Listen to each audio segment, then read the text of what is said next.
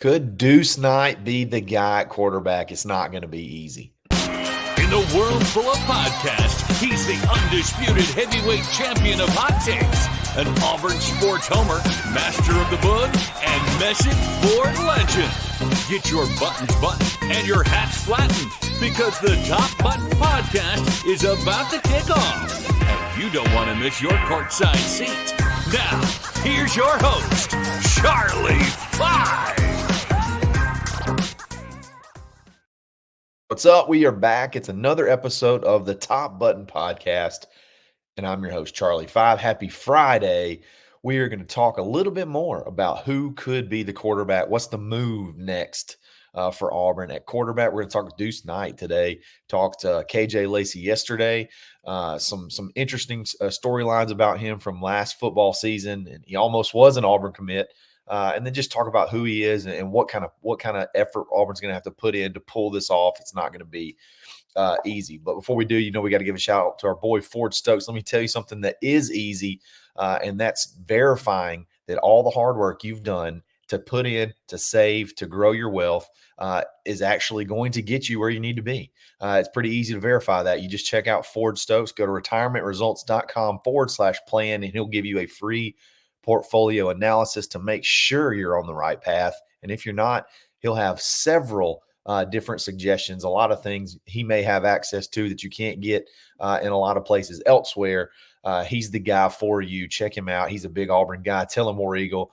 Tell him I sent you, and make a friend at the same time. So great guy, Ford Stokes, Retirement Results, presented by Active Wealth, retirementresults.com/plan.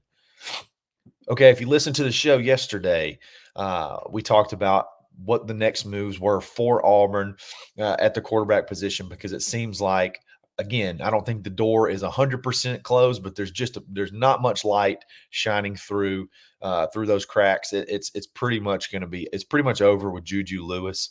I believe he's going to go elsewhere. So does most of the Auburn family. When I say family, I'm talking about staff, reporters, guys that are on the inside. There's a lot of feelings that Juju Lewis is headed elsewhere. You've had KJ Lacey sort of right there for a very long time. He was almost an Auburn commit. Deuce Knight is another one that was almost an Auburn commit that you do have a relationship with. And one thing that I think you got in your favor is Deuce Knight is very, very close with several guys from the 2024 class. Your Perry Thompsons, your Bryce Canes, those guys were very tight with Deuce Knight. And there was a time when if things would have gone the correct way, he would have probably been your quarterback commit as soon as football season of last year. Quick storyline about some weird stuff happened with him. I think it may have, I don't want to say spooked, but it may have just said, hey, let's just take a step back and just evaluate this a little bit further and kind of put a little caution, I guess, on Auburn and on moving forward with him as your pillar, your foundation of the 2026 or 2025 class. 2 weeks before the football season, he's from Lucedale, Mississippi, George County High School. He's been there basically his whole high school career. But 2 weeks before the season last year, he transfers to Lipscomb Academy in Tennessee. Really should not a lot of fanfare, not a lot of really a hype that it was going to happen. Just kind of transferred. Lipscomb's a private academy. They get a lot of transfers. It's sort of like a diet check IMG Academy, but they still play really good football. Dr. Thunder IMG Academy, they do play good football. They get kids from all over the place. And if that name sounds familiar, that's Hank Brown's high school. Hank Brown played the year prior. They went 13-0, and he threw for 1 billion yards. But Deuce Knight transfers to Lipscomb Academy maybe even less than 2 weeks before the season starts. Starts the year with him, plays 3 games. They lose all 3. He doesn't play spectacular, but he plays pretty good. Completes, around 60% of his passes for someone that showed up, maybe 14 days or less before that first kickoff. they play 3 games, they lose 3 games, and then he just kind of all of a sudden transfers back to George County, and I think finishes out the season there. And right around the time of the transfer, that's when things were getting hot and heavy with Auburn. So he goes there and he plays 3 games and he has decent success. You're thinking he might be the Auburn commit. He's on ESPN playing against Saraland, and KJ Lacey has a tough game, but I mean Saraland was loaded, has a tough game there, and all the situation around the early transfer and then transferring back, and then finishing out the season. And I don't think he really finished out the season spectacular from a passing perspective. I think he completed somewhere in the 50s% of a little bit over 50% of his passes. And I personally think the flux of him moving is what messed him up. Not so much that's just who he is. I get kids wanting to go play for like an IMG type setup. You go, it's basically college prep. I get that. I get you're going to go play for a team that's going to be on ESPN.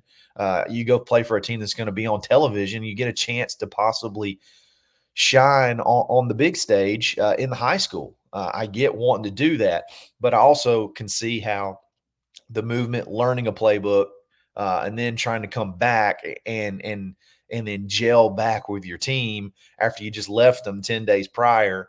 I can see where that could cause a lot of issues. But for whatever reason, Auburn kind of pulled back, pumped the brakes a little bit on accepting that commitment. Didn't stop recruiting him, but just kind of relaxed a little bit on that. I think had he stayed at his high school in Mississippi, he probably has a pretty good year, and he's probably already an Auburn commitment because, again, like I said, very, very close with several of the 2024 class. So you still have that connection. You still do have that relationship. You still do have those commits. You do have an opportunity to, maybe go back and fire those up and get those guys in on him as well. And then if you play good and those guys sort of show out, I think he could, that could possibly be something to work out. I don't know that Auburn can wait that long. You probably got to make something happen pretty quick, but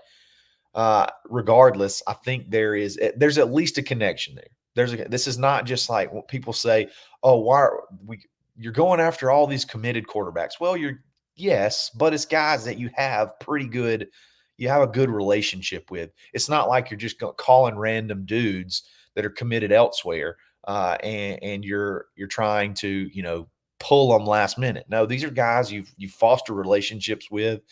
At times, they both have looked like they could be Auburn commits. And for whatever reason, both times, some things didn't work out. Auburn went in different directions at the moment. And now you got a chance to circle back, and you're going to have to be aggressive. You're going to have, if you're going to get one of these guys, you got to be really aggressive. So who is Deuce Knight? Deuce Knight has all the NFL physical tools. Okay. Regardless of how the season played out for him last year, he is a freak. Okay. He just is. He's 6'4". He's 200 plus pounds. He runs a 4.5 and at times sub 4.5 40. So the kid can run. The kid is big, and he can throw. He's got an NFL arm. You're talking, I think in the Elite 11, they had a distance challenge. I think he threw it somewhere around 70 plus yards. He's left-handed too. So that, and everything left-handed people do just looks cooler. I don't know why, but it just does. Maybe because we're just used to seeing it from the right side. And when you see something from the left side, it just looks cool. So physical attributes are not a requirement for this offense. It doesn't make you necessarily a better tool to run the offense, but it's always a good option to have, especially when things break down. A guy that's bigger that can move, can take a little bit more of the pounding of the SEC than, maybe like a KJ Lacey. But it doesn't make you better at the RPO. I talked about this yesterday. The running part of the RPO is not the quarterback 9 times out of 10. I'm sure there's some quarterback run options off of an RPO, but for the most, you read, and you get the R is the give to the running back, and then the P is the pass option to either the quick slant, the back shoulder fade, the bubble screen, stuff like that. Okay, it's not a read option offense. A read option offense is what you saw with Nick Marshall and Gus Malzahn and Trey Mason. Now, if you have that offense, Deuce is the guy. Deuce is the guy you want for that. But he's also started to kind of polish himself as a passer. Now, I understand that the Elite 11 is not pads, and I understand that when the lights come on and the pads start popping, things change. All of it changes. Okay, but regardless, accuracy was an issue last year. He goes to the Elite 11 and he absolutely tears it up. I think one site had him as their top quarterback. I think On3 possibly had them as their number one quarterback of the Elite 11. That's a huge jump to go from where you were last year. And you're not really sure what school you're going to play for. You complete just barely over 50% of your passes, and then you go to the Elite 11 and you tear it up. You tear it up, and at least one site thought you were the best quarterback there. You'd make a huge jump in the recruiting rankings, and in the meantime, he had committed to Notre Dame. So, a lot of good positivity has been going Deuce Knight's way as far as becoming an elite quarterback. This year, he's locked in at George County. He's not going anywhere. So, barring some for 2 weeks prior to the season, some uncanny move happens, he's going to finish out his senior year at George County High School, and right outside of, or maybe on the outskirts of Lucedale. Maybe it's in the city limits of Lucedale. I'm not sure. Basically, just west of Mobile, like that South Mississippi. He's going to be there all season. He's been working on his game, and I think he's going to have a big year. I think he's going to have a really good year and sort of continue the evolution. He may have taken a slight step back with all the moving around last year, but it seems like he's sort of back on the right track, dominated at the Elite 11, and I think he's probably going to do pretty good at that level of competition in Mississippi. So physically, he's he's a lot of the things that you love about where the college football quarterback position is going. Big, fast guys that can throw it a mile. I mean, those always seem to kind of do well, and they're sort of ahead of the game physically, and they can play early, and that may be something that Auburn has to have. So you got the relationship. Obviously, from a physicality aspect, he's a pretty kid to look at as far as quarterback. He's a pretty quarterback prospect to look at on the hoof, and then he looks good on the field as well. So physically, he's there. I think his game's getting there. This time last year, I probably wouldn't have said the same thing, but I think his game from just being a passer is getting better and better and better. So who knows what could happen after one more year. Now, can Auburn get this guy? That is the $1 million question. He's committed to Notre Dame. Notre Dame has a lot of similarities to Clemson as far as their recruitment policies or recruitment practices go. They get guys and they may flip. I'm not saying kids from Notre Dame don't flip, but typically when they get guys, they strongly discourage visits. They strongly discourage other relationships and contacts. And typically those guys are tough to pull. It's tough to pull a kid from Notre Dame. I'll tell you something else. It is what it is. Notre Dame is Notre Dame. They're a big brand. So the quarterback at Notre Dame is a very, very marketable, from an NIL's perspective, a very, very marketable guy. Very, very marketable product. Okay. So if you're a good quarterback at Notre Dame and Notre Dame is good, you're a celebrity. Big brands are going to want to partner with you. Okay. So that is definitely something that's another thing that's tough, because Auburn's sort of a small market team that plays big time football and has had a lot of success at big time football, but still the quarterback at Notre Dame is a lot like the quarterback at USC. The celebrity aspect of it. It just is. That's the way That's the way it goes with Notre Dame. They're sort of one of the old heads, blue bloods, even though they haven't been that great recently. They're one of the blue bloods from tradition standpoint of college football. So that's tough to compete with in and of itself. Okay. Now, another thing that's tough, but it's also something that may be a little bit more manageable from an NIL perspective.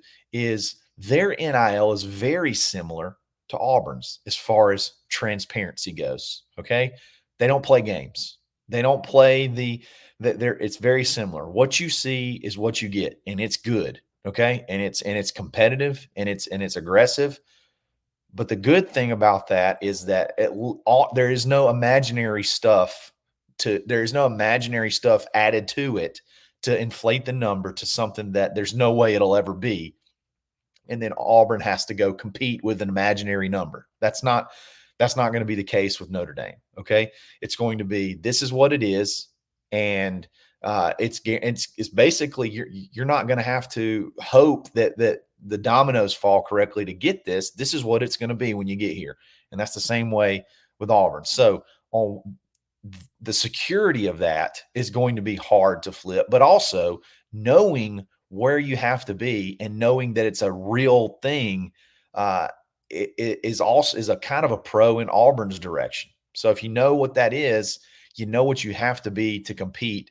You know what you have to be to get him, and you feel good that that's a real number. You feel good that that's a real number. Unlike some of the stuff with surrounding, Colorado and the things that they do, you feel really good about what Notre Dame puts out there. You feel confident about it, so you know what you got to pull. But it's not going to be. It's not like it's going to be cheap. It's not like it's going to be something easy.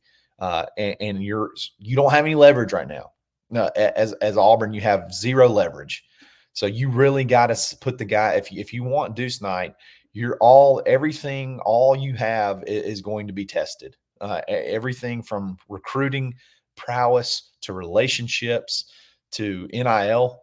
I'm being honest, NIL funding. Everything will be tested to be able to flip Deuce Knight if that's the guy you want. But you'd feel confident in knowing that you're not going up against hopes and dreams. You're going up against something concrete. And I think that's easy to probably sell to folks to, want to get in and help. I think Deuce Knight could be just as big of a hit in Auburn as he could be at Notre Dame. And I think he could be a really good quarterback for Hugh Freeze. I don't think he's going to be – I still think he's got some polishing to do. I don't want to put all the stock in an Elite 11 appearance, an Elite 11 showing, but still, I think he could possibly continue to grow and be a really good quarterback, a really interesting weapon to use that Hugh Freeze can have sort of at his disposal. He's had success with running quarterbacks. Doesn't have to have a running quarterback.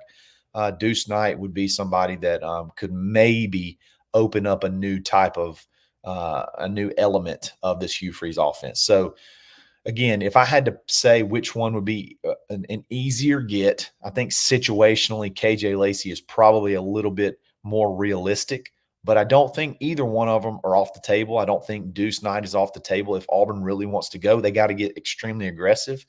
I think he could possibly be the guy. And I think if you get either one of those, you're extremely happy. You're extremely happy. If it goes past those guys, you get a little nervous. Both of those guys could create some buzz. Both of those guys could attract some other wide receivers, some other types of big-time players to come play with them. Past that, everybody's price tag goes up. So I'm just going to be honest. If you don't get one of those guys, you're going to have to go probably find a project quarterback, and then everybody around him, their price tag is going to go up. So you're just going to make stuff harder on yourself if you can't get one of these guys, and you're sort of in a pickle with the timing. So you need to figure out the play. You got to figure out which one of these guys you're going to push for, and you need to get them here for Big Cat Weekend. If you get both, that'd be great. You're probably not going to happen. You're probably going to have to figure it out pretty quick which one it's going to be. Get them here for Big Cat Weekend and try to make a move. try to make a move and try to lock it down. Ideally, you like to have something done before Big Cat Weekend, so you have your quarterback here. And I don't think that's out of the question either, but you definitely got to figure out which one you're going to make the play on and get them here for Big Cat Weekend. So Auburn's kind of backed in a corner right now. Hugh Freeze is kind of backed in a corner right now as far as quarterbacks go. You gotta make a move. You got to make a move fast. You land either one of these two guys who, by all accounts, are the top two targets moving forward. I think you're still happy. I think you're still happy with the quarterback class, and you can still build really well. Both of these kids are highly ranked. They're going to help your ranking out a ton, and there's a lot of ancillary stuff surrounding them that could help you continue the buzz moving forward. So we'll see what happens. Who knows what will happen over the weekend? Crazy stuff happens over the weekend. Conversations happen. All kind of stuff. So let's see what happens. You still can't visit, so you're still a couple of weeks away from being able to be on campus, but the phones are burning. The phones are melting. I'm sure that there's a lot of conversations being had. So let's see how this thing plays out. Those two are the top two that basically everybody's talking about. There could be some other prospects that pop up in the future, and if they do, we'll talk about it. But this is kind of it for right now. So this seems like the play, one of these two guys. So let's see what happens, and we'll recap it on Monday if anything goes down this weekend. Really appreciate it. Another great week. If you like this video, like it. If you like this channel, subscribe to it. Share it with a friend. Click share on the bottom. Share it with a friend. Also, if you want to be alerted, I'm still trying to hit that sweet spot of when the best time to sort of premiere or launch the show. So if you're unsure, hit that. When you hit the subscribe, hit that bell, and it'll notify you whenever it goes live. So follow me on Twitter, _Charlie_5, and we'll be back on Monday, and we're going to get after it again. Have another great week. So I appreciate you. Thanks for listening. It's another episode of the Top Button Podcast. Stay buttoned. Thanks for listening, and drive home safely.